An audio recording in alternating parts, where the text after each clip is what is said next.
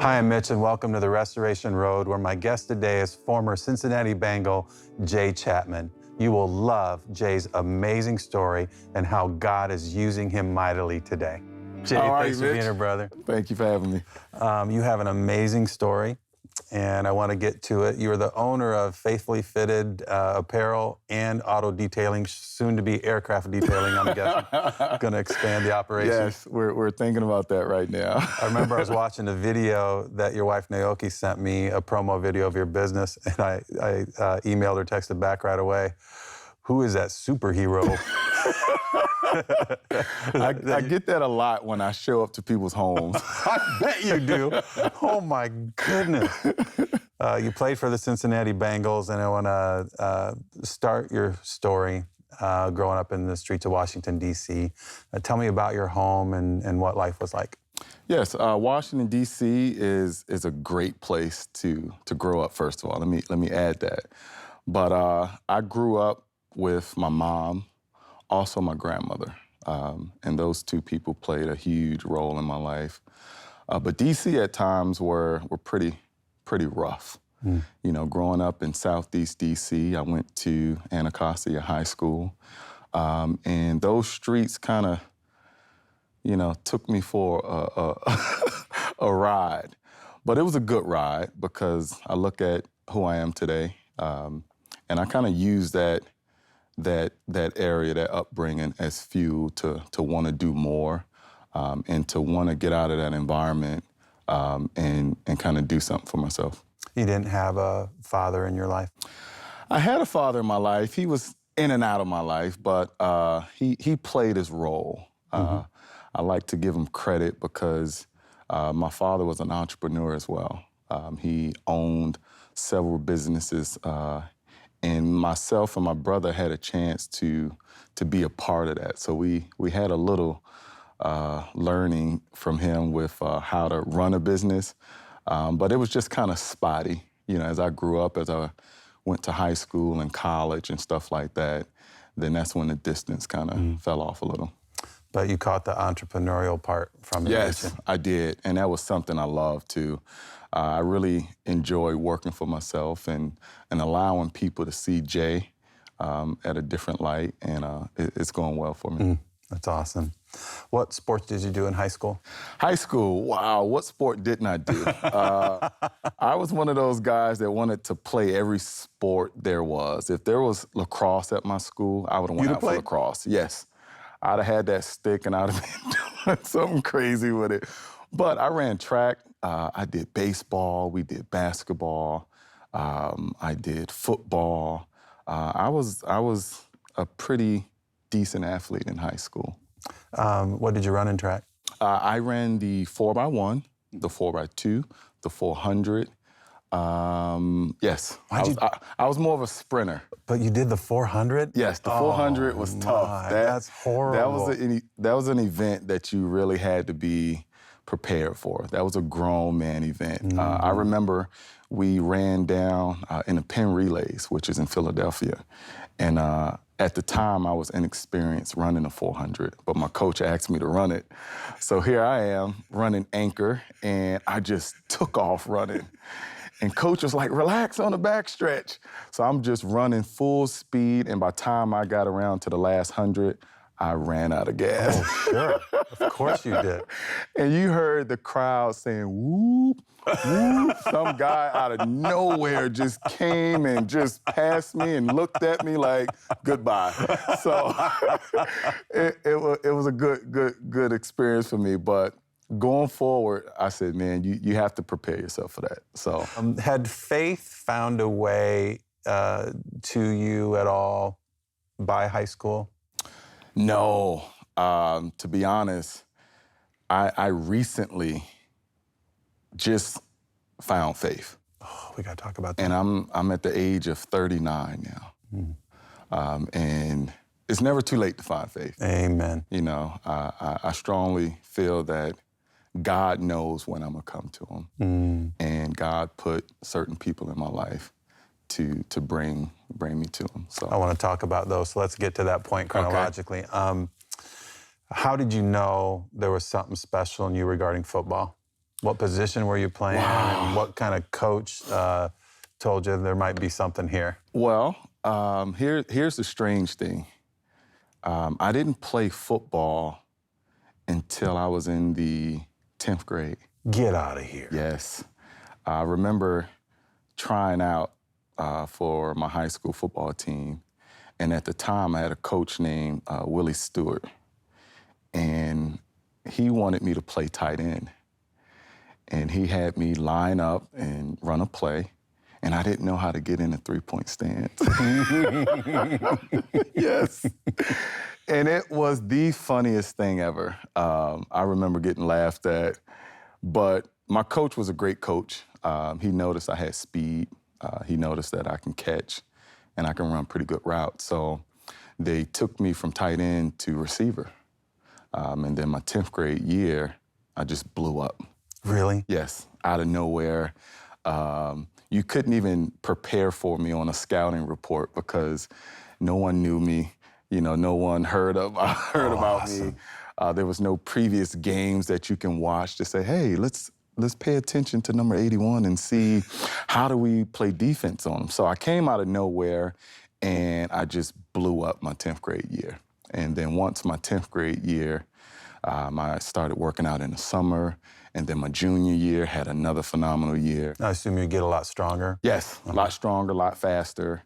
And then my senior year, that's when it just went crazy. Really? That's when all the college recruits started to come in and letters started to come in. And it was a frenzy by that time. Tell me about some of those. Like what schools, and did you ever have them come I see had a lot of college coaches come to the school. One of my biggest schools was Tennessee at the time. I loved Tennessee because they had this huge stadium. And I loved Michigan because Michigan had a huge stadium. That's all I cared about was how many people were in the stands. But when I took my 5 visits, we were allowed to take 5 visits in high school to go look at colleges that we were interested in. Do you remember the 5? I do. Okay. I went to Pittsburgh. I went to Maryland. I went to Syracuse. I went to Indiana.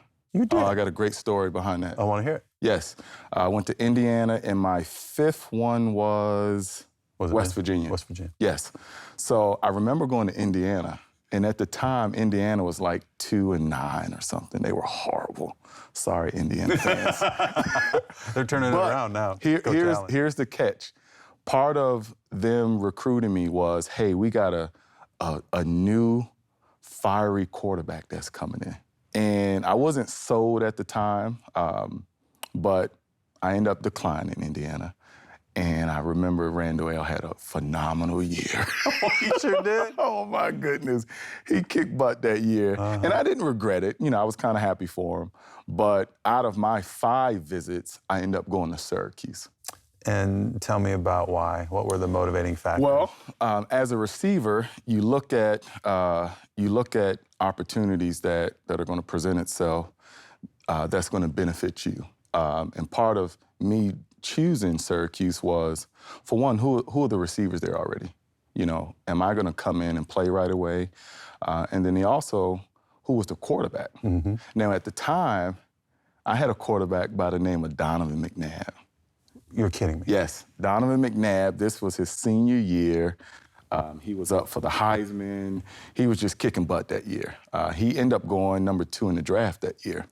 So this was a part of my study. Hey, I want to go here. I want to play right away, and I want to play with Donovan McNabb. So when I went there, I had a great opportunity to play there. I was behind a receiver named Kevin Johnson. Yep, he ended up going to the Cleveland Browns. You know, so I had a great chance to really learn that first year. Also, another good story, my freshman year. A lot of times when people go to a big Division I school, sometimes they redshirt their freshman year. Yeah, right. You know, and they choose that year to grow and to learn the offense. But I wanted to play because I wanted to play with Donovan McNabb and be in that core of good athletes that were getting drafted that year. And we had several. So the only 2 true red freshmen to play that year was myself and Dwight Freeney. Really? Yeah. Oh. Now, Dwight Freeney, I'm pretty sure you know this guy. This guy was a beast. He was almost running. He was so fast. He was running almost the same speed as receivers. Oh, my goodness. You know, so think about the 4.3 to 4.4 speed. I mean, this guy was he was huge, and he was fast. That's freakish. Yes, for that's his size. freakish. So, and then you kind of look at his career in the NFL, how he became the sack master, and, you know, he became just a great player. So it was a great experience. Love him here. Yes, indeed. Did Donovan McNabb throwing the ball so hard ever hurt your finger? No, he was more finesse. Okay. You know, he was more, you know, he was finesse with it. He didn't, I'm not gonna say he didn't have a cannon, but he did. But you kind of have to know your receivers. You know, playing quarterback is about timing, you know, unless you have to 3-step drop and drill it, you know, that's due to either pressure or, you know who that receiver is or something like that. So I didn't get any blisters or anything in the fingers, but I was a big fan of gloves. You were? I couldn't go to practice without gloves. I had 2, maybe 3 pair of gloves at a time, you know, so, and I would only wear them for maybe 3 or 4 practices, and then I would get a new pair. Wow. You know, I could have donated gloves to a local school or something like, hey. Faithfully fitted gloves. You just gave me an idea. Faithfully fitted gloves. I love it. Oh, yes. that'll be sweet. Now, when you catch a football, aren't you supposed to reach out so that you're getting it before the defender and bring it in? That's a great technique. Not only reach out, but kind of create a nice diamond shape so that the ball can come in. There you go, perfect, you know. Because you may not get a perfect sparrow every throw, so, you know, you just have to make sure your body, your arms are in a good position to catch the ball, and so that the defender don't get it or block it. That's fantastic. So there's, I think, 300 and some Division I schools. They probably don't all have football. So you're talking about thousands of football players. What in the world happens that you know you got the goods to play in the NFL? Well, if you look at the odds of possibly, you know, just having the opportunity to play in the NFL, it's slim. You know, so you have to really look at where can I fit in. And I always looked at my size as being something different that a lot of receivers didn't have. You know, nowadays receivers are 6'4", 210. They can run like deers. I was always around 220. You know, more brolic in the shoulders.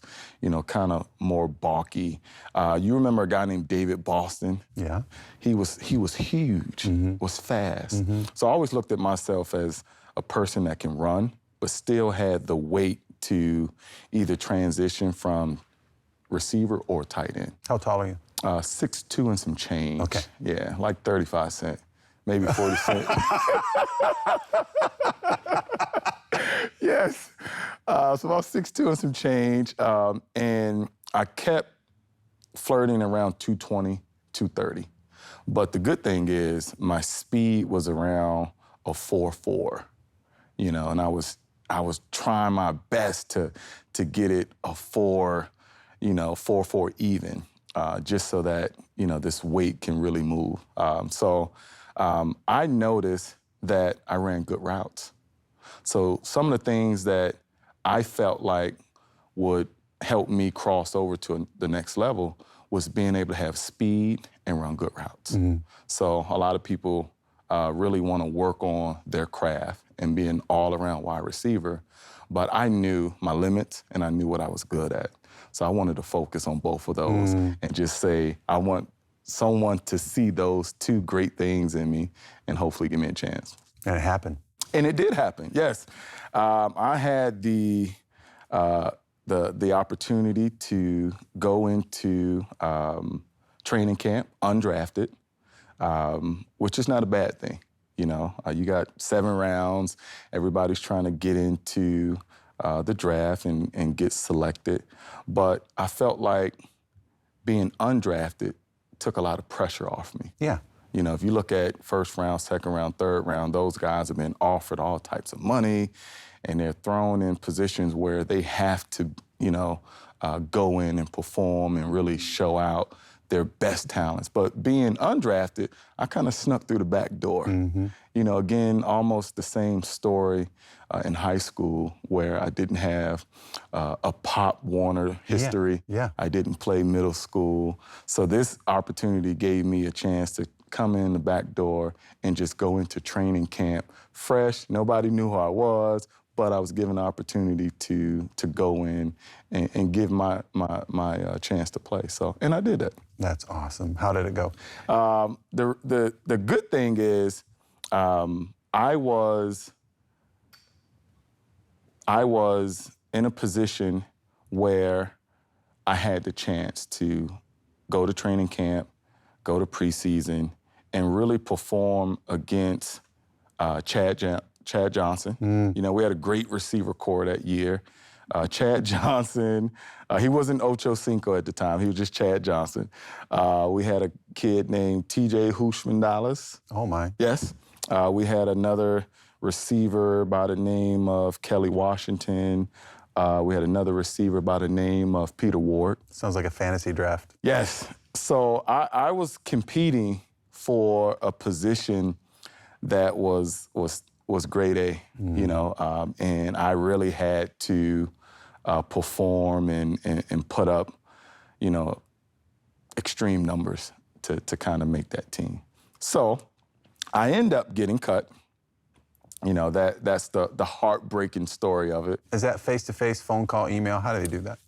Man, this is probably the scariest firing process in history. So you're asleep at 3 a.m, of course. Someone comes in with a flashlight. It's like the Grim Reaper. Jay, pack your bags. No. Yes, it is brutal. The ship must go on. I mean, it is, hey, we got practice tomorrow. We got to get the next one going, and it's a tough process.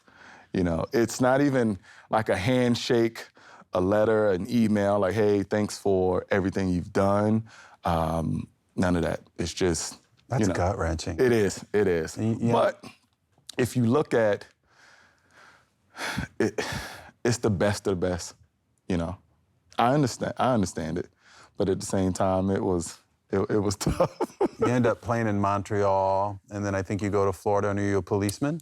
Probation officer. Probation officer. Yep.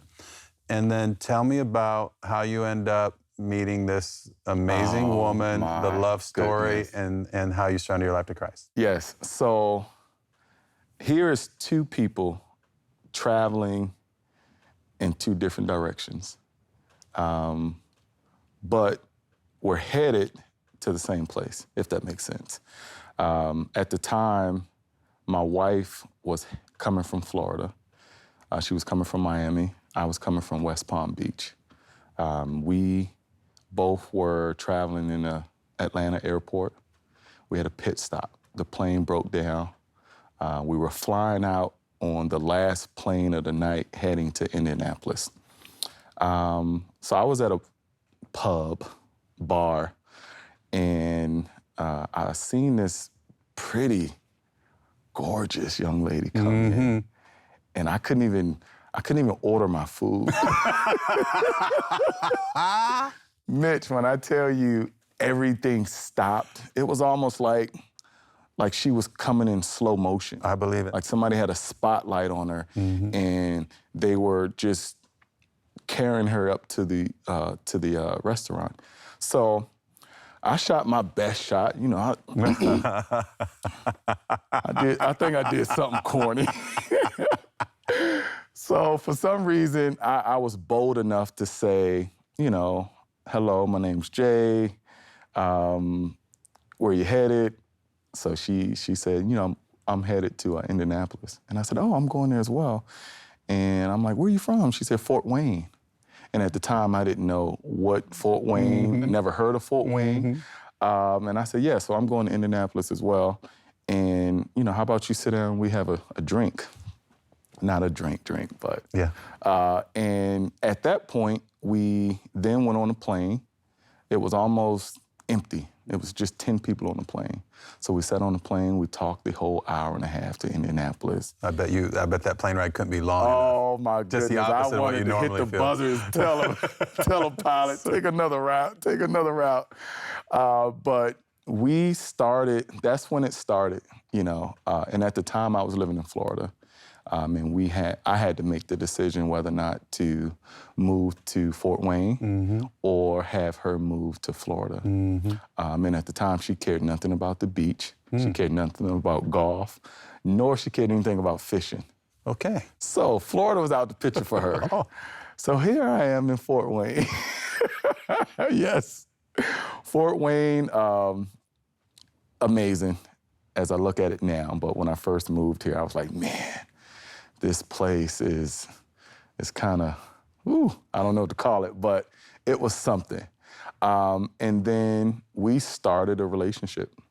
Not only a relationship, but she started a relationship for me in Christ. How did that go? Literally, she handed me a Bible and said, I want you to read this. You know, I explained to her that I had no church upbringing. You know, I had no relationship with Christ. I was completely just going through life without any relationship with Christ. And my wife is a strong believer. She's a woman of God. And at that very moment, she said, I want you to read the Bible. And she started me on the book of John.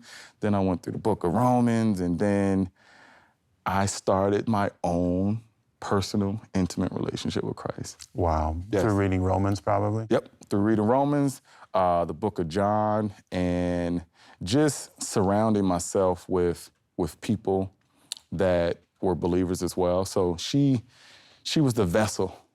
Isn't that incredible? It's amazing. You know, I look at how God brought her into my life, and I'm so grateful that he brought her to me. Because since then, since 7 years ago, my life has turned upside down for the good. That is so cool, Jay. I mean, it's been a heck of a ride, man. You have an amazing marriage, amazing family. It's cool to see how God uses you, uses Naoki as a worship leader and uses you as a leader of men's ministries at New Covenant. Can you give me an idea what you do in the church to help lead? Well, when I first moved to Fort Wayne, I was kind of going back and forth between churches and really trying to find a church home. And then 3 years ago, I started attending New Covenant and just fell in love with the worship, fell in love with Pastor Luther Whitfield, fell in love with just overall the love that church has. Yeah. And then as I grew myself in the Word, in my relationship with Christ, God spoke to me and almost made me step outside of my comfort zone and said, as I'm growing you, Jay, I want you to look for other men to grow. So the opportunity came up to be over the men's ministry at New Covenant. And this was probably the biggest promotion I received ever. You know, not receiving money, not receiving anything that I could, take away. But this position has placed me to really go after men, in a way that possibly save lives. That's awesome. So again, this position as the men's ministry leader has just really allowed me to go after men and help them establish their own relationship with Christ, just like I did. That's awesome. And it's been amazing. At the church, we have our own men's Bible study. We do an annual men's retreat where we go away for the weekend and we just fellowship, we worship, and it's a great opportunity. And what guy wouldn't want to be around you? And, and if he didn't, he'd Come be on. intimidated. Yes. Yes. Whatever he says, I will do. I mean, it's good. You know, I really look forward to, you know, what God has for me. You know, I love Philippians 4:13. Oh. I can do all things through Christ. But I look at the purpose that God has for me, you know, and I look at how I want to tap into that purpose. And then once I realize what that is, now I really believe in my heart, you know, that I can do all things through Christ. Amen. You know, so. Jay, before I let you go, what would you say to an aspiring athlete who wants to try to just at least have the pathway to try to get the opportunity to try to get where you were, either at a D1 level or at a professional level? Is something stuck with you along the way on this really helped me? Yes. So I have a daughter and a son. Both are 11 and 12. So one thing that I try to instill in them is to always give it 110%. You know, push yourself to the limit where you've never done before. And I use my background as not having all the opportunities, you know, not having all the best things to help me get where I am, but I use what I got. I use what I have. So don't look at anything that you don't have. God is giving you the ability to do what you need to do and to perform. So if I was to speak to a kid today, I would say really push yourself to the limit. You know, if this is something that you really want, go after it. Chase it, believe it in your heart, know that you can do it, and you will do it. Love it. Jay, I love you, man. Thank you so much for being with us and sharing your heart. Thanks for having me, man. And that's our prayer for you, is that you would consider giving 110% to God. Paul wrote in Philippians 4:13, I can do all things through Christ who gives me strength. Really important word there is through. Win, lose, or draw, we get to do it through Christ. And he restores us and renews us and gives us the strength to shape us to be more like him. So I invite you to memorize that verse if you haven't already. Recite it every day this week and continue to wholeheartedly surrender to the one who created you. Hi, I'm Mitch. Join my good friend and mentor, Dwayne Ducharme, and me next week on the Restoration Road.